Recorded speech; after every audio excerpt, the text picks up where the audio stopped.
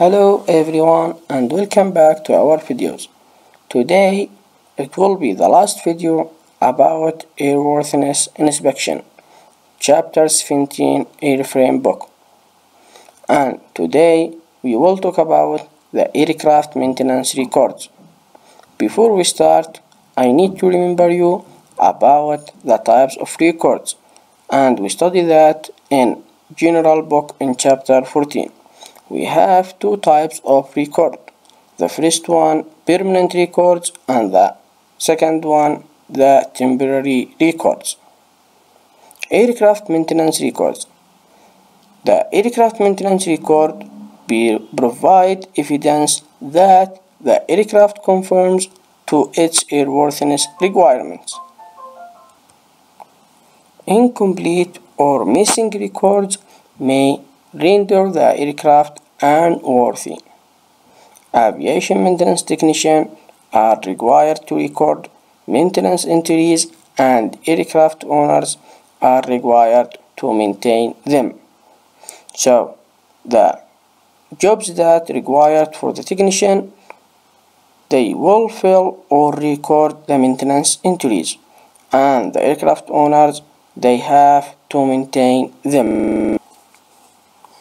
To keep the maintenance history of the aircraft, engines, propeller, components, and appliances clear and easy to reach, maintenance record entries and inspection entries should be separated. Maintenance and inspection records document different events altogether. Individual files outline the requirements of maintenance and inspection records entry.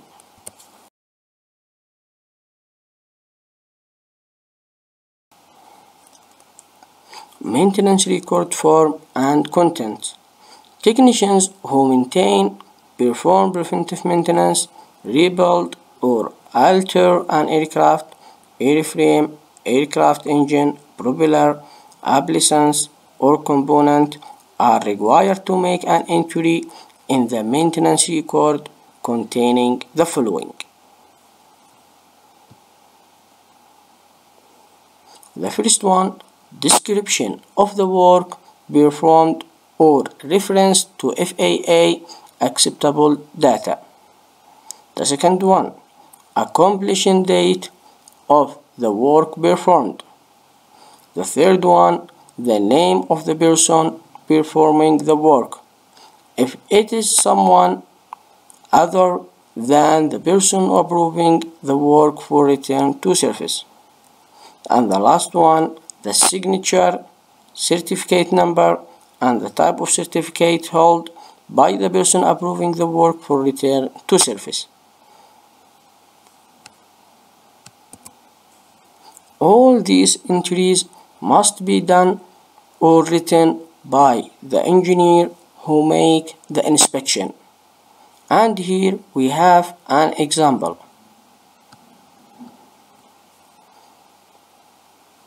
We have the date of our work. After that, we have the description, removed vacuum pump, serial number, and replaced with a vacuum pump, part number, and serial number.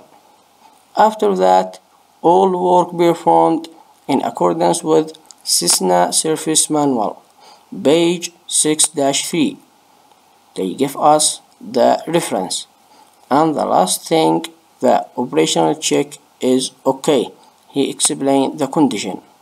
After that, the signature and the number of the certificate or the license, and we have here the name of the technician or the engineer who make the remove of vacuum pump.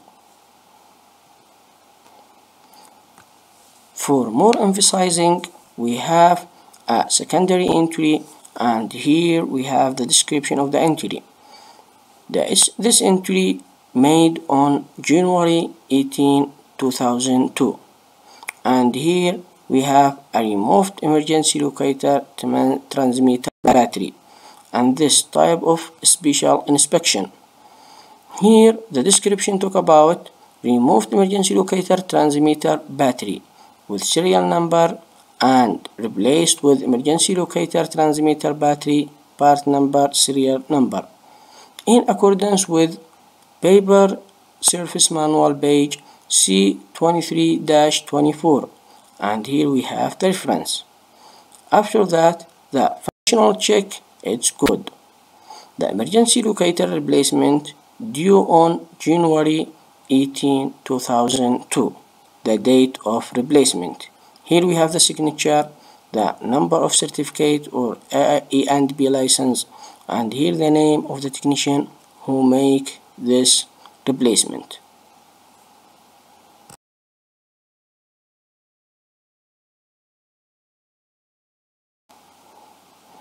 I will show you some entries or records. You can make a look and read it.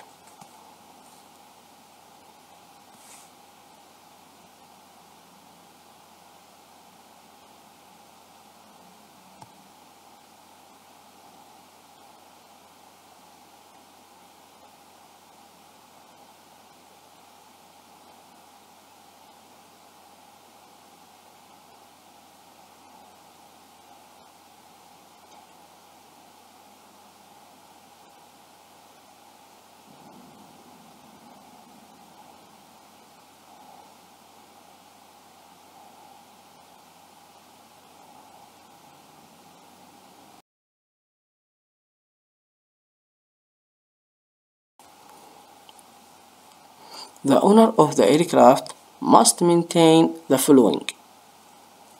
The first one, number 1, the total time in service of the airframe, engine, propeller, and each rotor. Number 2, the status of live limited parts of each airframe, engine, propeller, rotor, and appliance. Number 3, the time since the last overhaul of all times installed on the aircraft which are required to be overhauled on a specified time basis. Number 4, the current inspection status of the aircraft. Number 5, the status of AD or airworthiness directive. The last one, number 6, copies of the FAA Form 337, and this form is related to the major repair and alteration of the aircraft.